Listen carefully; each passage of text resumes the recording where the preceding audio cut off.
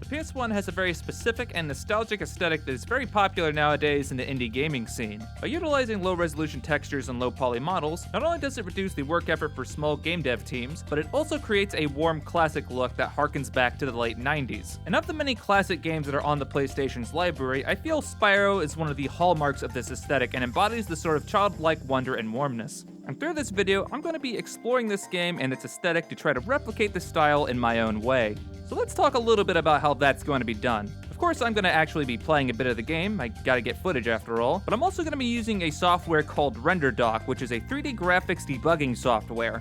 Basically how it works is you install it, you open it up, and feed it a game's exe file which will launch said game with RenderDoc's overlay. Then at any time by hitting F12, the software captures the current frame of the game and breaks it down into individual calls for drawn polygons. Obviously the software is far more sophisticated than this and I don't fully understand it. I wish I could figure out how this mesh viewer tool worked, but it does at least the bare minimum of what I need. The main problem I had was actually finding an emulator that was compatible with RenderDoc. Basically none of my normal ones worked. I tried PSXFin, EPSXE, PCSX Reloaded, not even BizHawk would work with RenderDoc. And I was afraid that it had something to do with the fact that it just didn't work with emulators in general. However, after a stroke of good luck, I found an emulator called DuckStation which actually was compatible with RenderDoc. DAX Glorious DAX. So after all that troubleshooting and researching, let's actually get into the game. So after booting up and letting a few demo scenes play out, I took some test screenshots just to make sure that the software actually worked correctly. Some of them captured properly, however, some of them did not. They just weren't breaking down the rendering calls like they were supposed to and were basically useless. Not entirely sure why this would happen occasionally, but I just took the scattershot approach and just took a whole bunch more screenshots just to hope I'd get something more useful. You also might be wondering what all of this color garbage over here on the right side of the screenshot render is, and you're not alone because I am too. I suspect that these are actually supposed to be the textures that RenderDoc pulled, but for some reason or another they're getting corrupted and won't display correctly. It probably has something to do with the fact that RenderDoc is capturing an emulated game, but I have no clue if that's the case or not. If anyone knows the solution to that, message me on Discord or in the comments below so I can fix it the next time I do something like this. So upon starting the game, I got to watch a quick travels guide before watching Nasty Gnor commit gemicide. I then got put into the first hub area of the game, which is the Artisan homeworld. I rescued Nestor and then had to stop because I hadn't configured my controller correctly. I think I was also looking to see if there's any wireframing options that I could enable within the emulator itself, but I didn't find any. After that, I started to get my bearings on the controls, collected some gems, found the secret dodge roll buttons, and had my personal space invaded by a Gnorc. After all that, it's actually time to get into some analysis. Let's talk about art direction and aesthetic choices. There's a lot of bright and vibrant colors on display. The primary color on display here is green and is accented by pastel colors including creams, pinks, and blues, both of which are on display in the sky as well as in the architecture that's sort of dotted around the Artisan world. The natural areas, the grasses, the flowers, and waters are all saturated with color and very deep and vibrant, but are also very simple. The waterfalls also had this really great scrolling effect to sort of sell the idea that this is running crystal clear water. In fact, the water looked so good I had to jump into it and actually killed myself because Spyro never learned how to swim. Looking at the architectural areas, you can see a lot of repeating and tiling, which was harder to see in the organic areas, and occasionally you can find areas where they're stretched or completely broken like this. Unlike in Blender where you could just throw a texture on a mesh, do a basic unwrap, and scale the UV maps to fill it however much you want, games on the PS1 had to treat their textures like they were tile sheets where the terrain and objects would all get one big texture atlas, normally filled with tiles about 32 by 32, and they had to make sure that each tile of the atlas could loop in various directions and orientations. Organic textures that are meant to take up large swaths of area, such as grass and water, are designed not only to tile in the 2D space, but also at 90-degree rotations. This way we can get more dynamic looking environments and be more versatile with its usage. Some tiles can only tile in one direction, like this cobble path here in the Artisan world, and some tiles are just pieces of larger repeating elements like the inside of this castle area. So when it comes to designing a tile sheet, we'll need a lot of planning to figure out how to make it all come together. Now then, let's get technical and really start diving into the rendering to get some more insight as to how this game came together in the engine. So back here at the top of this rock, let's go through the capture and see what we can find out. With RenderDoc, we can take the screenshot in small slices at a time. So starting at the beginning, we can see that the skybox and background is actually a mesh, and it's a pretty detailed mesh too, as you can see how thin some of the slices are getting up in the clouds there. So what's happening here is we are literally seeing the skybox being built in the rendering call, and the reason why the skybox is this very chaotic array of polygons is because of the way that it's textured. Skybox is in fact using vertex colors to get this painterly look, which is more efficient and versatile since the data is stored into the mesh itself, meaning you won't need to have any external data like an image texture. But the drawback with this approach is that you need a lot more topology to get it to look right. So a good bit of processing is going into making these skyboxes. It then moves on to rendering some of the back walls with some of the castle towers, and what's interesting is how low detailed these areas actually are. As you play through Spyro, you'll notice that there is no instance of rendering fog to hide draw distances, and these distances are pretty large by PS1 standards. If you can see something on your screen, generally speaking you can probably get there. And the reason why the rendering distances are so great in this game is due to the level of detail or LOD systems designed to optimize the rendering on the limited power the PS1 had. You may notice that terrain in the distance is often sharp, blocky, and simple, but as you get closer, they slowly fill out, gaining texture and detail. This keeps the active area around the player high in detail and the background simple, allowing for nice, smooth gameplay. Further down the render pipeline, we can see bits of the ground, around near where the pillars are, and have been darkened a bit to simulate shading. Since the PS1 didn't have dynamic lighting or shadows, to get around this, lighting and shade had to be replicated using vertex colors. So on top of using image textures, the terrain is also using vertex colors to enhance the limitations of the tile set, to accentuate the shadows and highlights through a multiply blend. The base tile sets are designed to be as bright as they need to be, and the vertex colors serve as the shadows, darkening them where they need to be darkened. Also, here's Spyro's shadow, which is a mesh circle drawn on the ground. Same thing for Sparks' glowing halo, and something interesting here to see is that Sparks is actually emitting little glowing mesh particles, which isn't something I actually expected. I guess I never really considered particles to be particularly prevalent in the early days of 3D because I guess I considered them to be a bit too intensive. But they are very much prevalent and on display here. You can see them in the smoke, and Spyro's little flame attack, and the little magical particles that you can find basically everywhere in Spyro's world.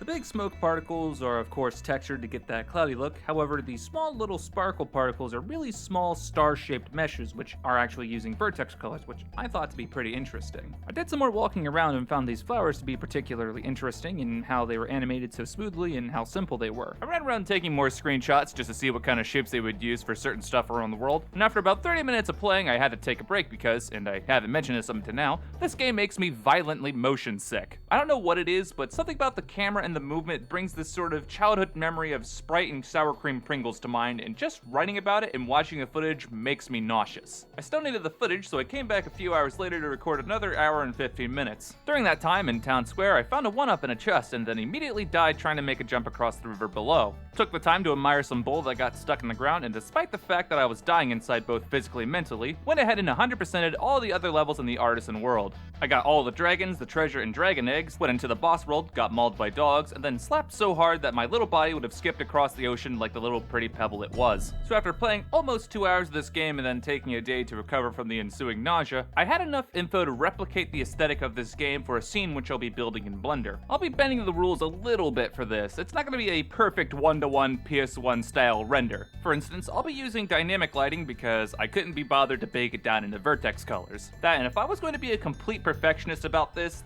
would probably never get done. So I'll be cutting some corners which I'll be pointing out as they happen, but I'll try to be as authentic as possible. So the first step to making our scene is we need a skybox that'll help set the mood for the scene that we are creating, whether it's going to be a tropical high noon beach scene or a cold Arctic winter night. These skyboxes set the tone for what we are going to make, and I want this scene to be a warm sunset with mountains and clouds. So to make our skybox, we're going to add a UV sphere to a new scene, give it an emission shader fed with vertex colors, and then place our camera dead in the center of it. We want this camera looking straight ahead and into the horizon. Next, we're going to change our rendering engine to cycles, and then changing our camera from perspective to panoramic equirectangular. The first quarter I'm going to be cutting is we are not actually going to be using a skybox mesh. I'm going to render out the final result as an HDR environmental texture and use it that way. There's really not any good reason to actually use a mesh skybox anymore. And for rendering in HDR, you want the aspect ratio to be 2:1 to avoid any squashing or stretching of the final skybox. Now, as for making the skybox itself, I'm not going to go into full in-depth detail as how to paint it with vertex colors. Blender's vertex painting tools kinda suck. They don't even have a native gradient tool, which is inexcusable considering the weight painting system, which is essentially the same system,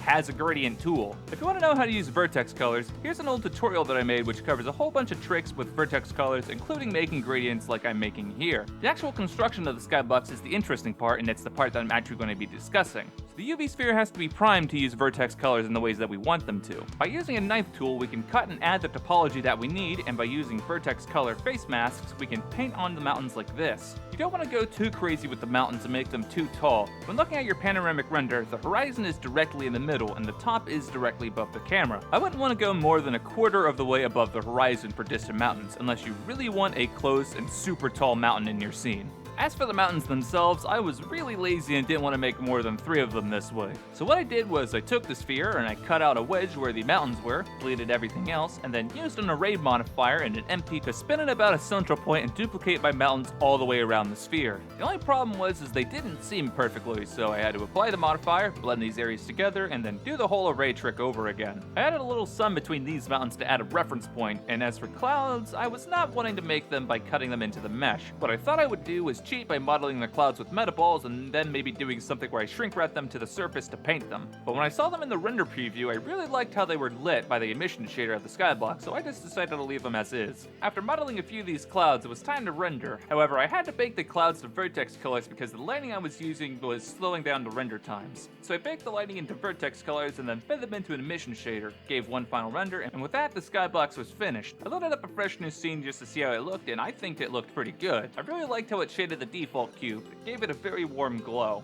From here, it was time to begin creating our scene. This is going to be divided up into segments. The first part will handle the technical aspects, rendering settings, and special systems that replicate the quirks of the PS1. The second will deal with environmental design and texturing, and the last one will deal with making dynamic props and effects to fill out a scene.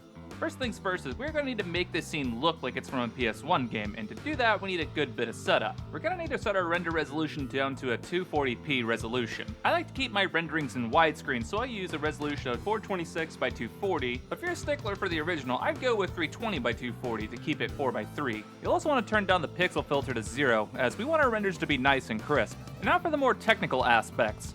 PS1 has this sort of characteristic jitter due to how the polygons were rendered. I'm not a graphics genius, but they basically lacked precision and would therefore snap into places as they moved across the screen. The reasons why vertices actually jitter isn't really important to me. Camera move, vertex go burr. That's all I really care about. So to make this effect, every object needs to have a displacement modifier. We're going to feed the displacement modifier a Voronoi texture with the coloring set to position, and I'll increase the size of this texture. The way this displacement modifier is going to work is it's going to be dependent on an object, the object being the camera. I'll adjust the strength to a reasonable level, and I suggest setting it from normal to RGB to XYZ for the best results. You can also adjust some other things of the Voronoi texture, like the contrast or saturation to change the nature of how they snap, but I tend just to leave it as is. And one last system that may help sell our scene as a PS1 render is a LOD system. I'm going to try to keep it simple. I just want to make a proximity system to transition from image texture to vertex colors based on the distance from the camera. The way that I originally did it was kinda dumb and kinda inefficient, so you'll be getting the revised version of the system I made. Here's how it's going to be done. We're going to need to move the 3D cursor to our camera, and we're going to add a circle mesh there. Basically, we want to create a ring mesh like this, and we're going to give it a vertex group called LOD proxy, or something easy to identify. And then we're going to assign 100% weight on the inside ring of the mesh. Next, we're going to select our terrain or object, and we're going to give it a vertex group with the same name, and then we're going to add a data transfer modifier to it, which we're going to use to transfer the weight data from the proximity mesh to the terrain. We're going to set the source object to the LOD mesh, toggle vertex data, toggle vertex groups, set mapping to nearest face interpolated, and then make sure that the layer selection and mapping are set to all layers by name respectively. And if both vertex groups share the same name, then we should be able to see the influence from the driving mesh in weight paint mode. The next step is we need to capture this new vertex group so that way we can use it inside the shader. And the way that we're going to do this is we're going to use a geometry node modifier. So we're going to go and add a Geo Nodes mod, and we're going to go into the Geo Node Editor. All we need to do is add a capture attribute node to the setup and feed it the geometry as well as an empty input from the group input. Then in the modifier, we're going to toggle this button here, the attribute input toggle, and then we're going to type in the name of our vertex group. Then we're going to take the attribute value from the capture node and feed it into an empty output socket. And here we can add a name to the attribute so we can actually use it. In the shader editor, we need to add our texture and vertex colors and mix them together with a mix RGB node. And for the factor, we need to pull in the attribute that we just got done making. So we're going to add an attribute node, type in the name of the proxy attribute, and then feed it into the factor. And now as we move our proxy mesh around the scene, we can now see how the all blend together. All we have to do now is to constrain the proxy object to the location of the camera and we're good to go. Alright, now we're going to get into the actual design aspects of making the environment. Levels and environments on the PS1 were textured and designed with tile sheets in mind. So to make an environment, first we're going to need a sheet, and fortunately we don't need to be particularly good at painting or 2D art. So to make a tile sheet, we're going to need a software like Photoshop or GIMP. I use GIMP because it's free. And we need to make a base canvas that's about 256 by 256. And since our textures are only going to be 32 by 32, we can fit a whole 64 tiles on one canvas, which will probably be more than enough for now. For ground texture, be it dirt, grass, snow, or sand, all we need is a flat color and then throw a subtle noise filter over it. I used an HSV noise and played around with the values. When you settle on something you like, you should run them through a tile seamless filter or hand clean them just so that way they can tile seamlessly in 2D space. Now since this texture is going to be largely repeated throughout the scene, it would be a good idea to have some variants to break it up and make it look more dynamic. For the grass I was making, I added some splotches of blue, red, and yellow to represent the sort of small colorful clovers or flowers in them, which would help liven up the environment and make it look more visually interesting. Of course, you don't even have to do any of this painting or drawing at all. If you want, you can just go online and find some textures you like, scale them down to 32 by 32, and line them up to save you some time. I did this for the dirt, the sand, the bricks, the wood, basically everything now that I think about it, but I had to make sure that they weren't too grainy and they weren't too blurry when they were downsized by playing with the interpolations and figuring out where to crop it. For the dirt and sand, I wanted to have borders for the grass. Like if there was a creek or a small cliffside, you could have these grassy borders where the grass would sort of overhang and grow up the sort of wall so there wasn't just an abrupt, unnatural end to the grass. As for the cobblestone, these were meant to be used for paths that would trail throughout the scene. The nice thing about this approach is that you have a lot of room to expand and fill up with usable tiles. That, and you can also reuse and overlap tiles together to make transitional pieces, which are pretty simple to make. Basically, you just overlap one over the other and then erase enough to get the borders that you need, and then maybe paint on some shadows for good measure. And to actually use these tile sheets, we need to make the environment. I did this the hard way by making a small grid and then extruding out edges as I needed them. It's much easier to just add a bigger grid, set the scale to something like 50 or 100, and then set the subdivisions to half that value. So to make a simple environment, all you need to do is add some simple hills. Maybe just turn on proportional editing and make some hills that way, or use a sculpt brush to get the job done. If you're feeling adventurous, you can make some cuts and extrusions to your terrain to make rifts, valleys, ridges, or cliffs. I'll just keep it moderately simple for this video.